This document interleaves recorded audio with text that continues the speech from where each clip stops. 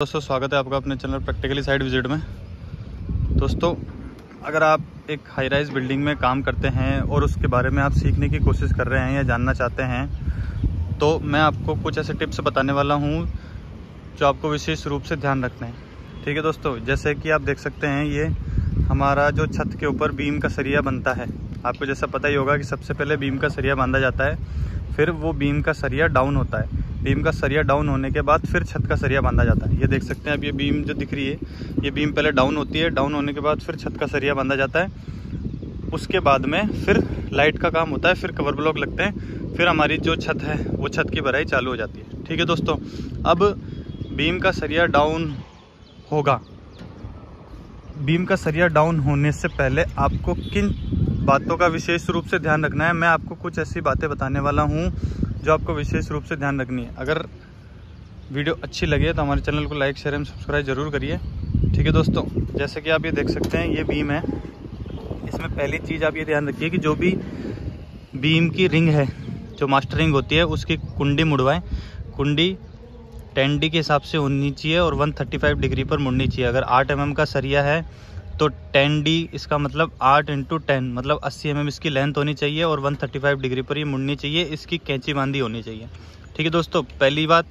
दूसरी चीज़, इसमें बीम के सरिये में जो भी एक्स्ट्रा सरिया आता है, जैसे बीम का जो कॉलम से सरिया इधर आता है या बीम से सरिया इधर आता है, जो भी एक्स्ट्रा सरिया आता है, एक्चुअल में दिक्कत ये होती है कि जब भी बीम डाउन हो जाती है, डाउन होने के बाद में ये जो मैं आपको बातें बताने वाला हूँ ये प्रोसेस नहीं हो पाता। अगर आप बीम डाउन कर देते हो तो बीम का सरिया, एक्स्ट्रा जो सरिया होता है वो बंध नहीं पाएगा।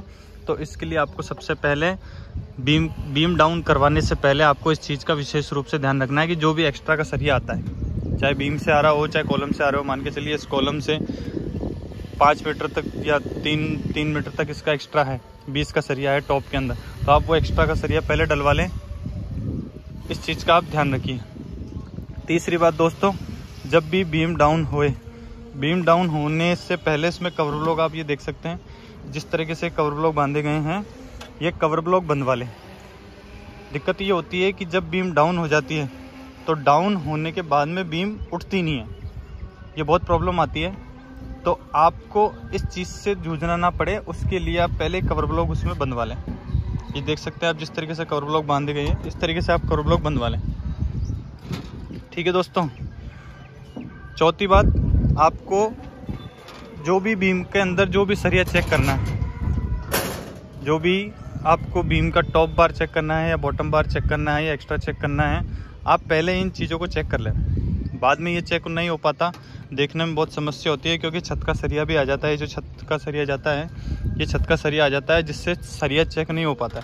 तो आप भी इस चीज़ का विशेष रूप से ध्यान रखें। ठीक है दोस्तों, पांचवी बात, आप इस चीज़ का ध्यान रखें कि जो भी आपके ड्रेन के या वाटर लाइन के जो पाइप्स आते हैं, जो बाद में प्रॉब्लम ये होती है कि जब हम बीम डाउन करते हैं और बीम की भराई हो जाती है, भराई होने के बाद में नीचे से हमें कोर कटिंग करनी पड़ती है। तो उस कोर कटिंग ना करवानी पड़े, आपके जेब से पैसा खर्च ना हो, उससे पहले ही आप इसमें स्लीव डलवा लें।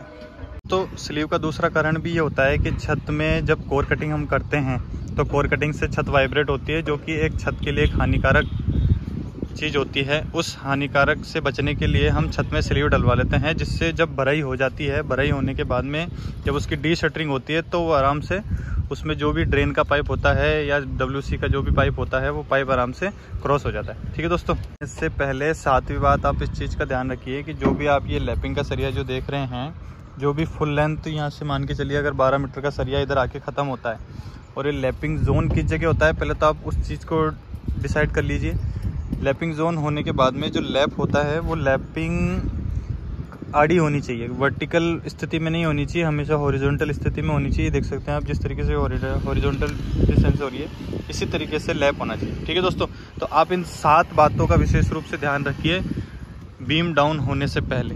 ये चीज़ें मैं इसलिए बता रहा हूँ क्योंकि बाद में जल्दबाजी में हम वो चीज़ें नहीं कर पाते हैं। जल्दबाजी में हम कवर ब्लॉक भी नहीं लगा सकते, जल्दबाजी में हम बीम डाउन होने के बाद में स्लीव भी नहीं लगा सकते और ना उसका सरिया चेक कर पाते हैं। तो आपसे रिक्वेस्ट है, अगर आप हाई राइज बिल्डिंग में काम करवाते हैं या अपने घर का भी काम कराते हैं, मकान की छत भरवाते हैं, तो सरिया बनवाते हैं तो इन चीज़ों का विशेष रूप से ध्यान रखें। और अगर वीडियो अच्छी लगे तो हमारे चैनल को लाइक शेयर एंड सब्सक्राइब जरूर करिए।